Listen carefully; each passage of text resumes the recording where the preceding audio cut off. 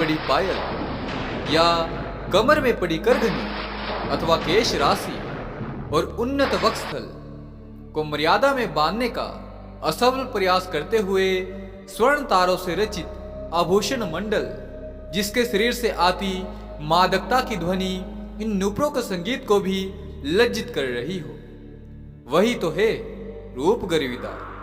रूप भी अपनी परिभाषा जैसे भूल गया हो और निहार रहा हो मृगाक्षी के चेहरे को, खुद अपने आप को वहां खिला खिला देखकर आश्चर्यचकित और स्तंभित होकर देख रहा हो। तभी तो धन्वंतरी जैसे श्रेष्ठ आचार्य भी बाध्य हो गए ऐसी अद्वितीय सुंदरी को अपने जीवन में उतार कर अपने शास्त्र को पूर्णता देने के लिए संपूर्ण चिकित्सा शास्त्र लिखने के बाद भी उन्हें वह उपाय नहीं मिला जो कि एक बार में संपूर्ण कायाकल्प कर दे। शिथिल पड़ गए शरीर एवं इंद्रियों को पुनः यौवन का दर्शन करवा दे, क्योंकि यौवन के अभाव में फिर तो व्यर्थ है सारी चिकित्सा पद्धति। शरीर निरोग हो लेकिन उसमें यौवन की छलछलाहट ना आए, उसमें कुछ प्राप्त कर लेने की अदम्य लालसाएं न उभर रही हो, तो वो यौवन किस काम का। यही उपाय नहीं मिल पा रहा था धन्वंतरी जी को और ना ही वे बन पा रहे थे चिकित्सा जगत के अद्वितीय आचार्य। कितने प्रकार की जड़ी बूटियां, कितने प्रकार की भस्म, कितने प्रकार के लेप और सभी प्रकार के रस का प्रयोग करके देख चुके, लेकिन कोई भी उपाय सिद्ध नहीं हुआ। उनकी आशाओं क्या पूर्ण रूप से खरा उतरता हुआ और तभी उन्हें प्राप्त हुआ यह साधना सूत्र।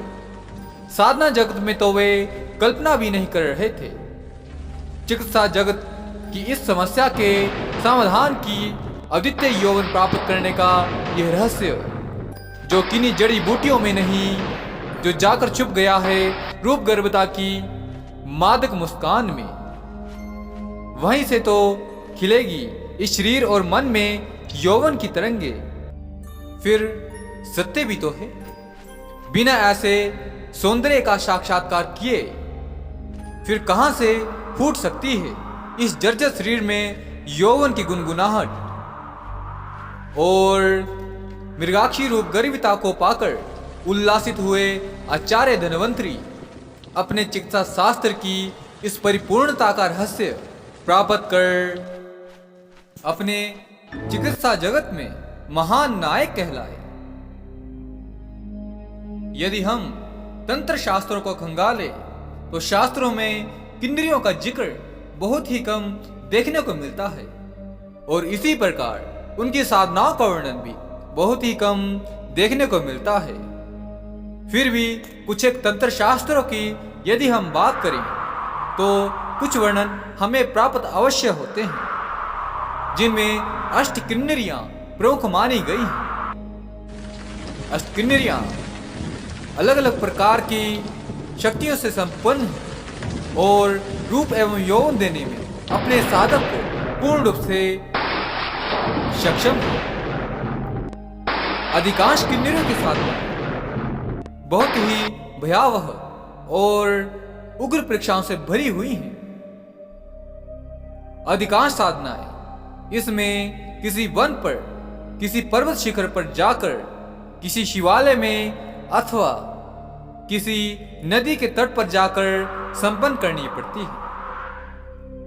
परंतु मैं कोशिश करूंगा कि आपके लिए शीघ्र ही ऐसी किन्नरी की साधना लाऊं जो कि किसी देवालय अथवा घर में संपन्न की जा सके, ताकि साधक गणों को भय की महान परीक्षाओं से गुजरना ना पड़े।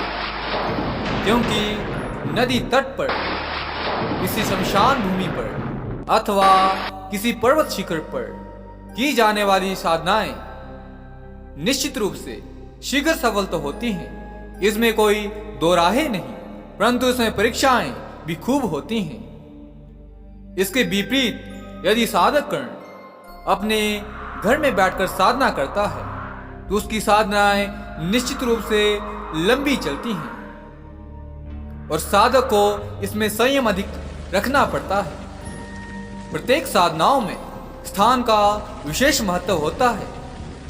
साधकों की असफलता का मुख्य कारण यह भी माना गया है कि साधक जो साधना किसी वन पर्वत या तीर्थ पर की जानी चाहिए, उसे वह साधक घर में ही संपन्न करने लग पड़ता है। परिणाम स्वरूप उसे असफलता का सामना करना पड़ता है। मुझे आशा है कि मेरे तथ्यों को आप अवश्य समझ रहे होंगे।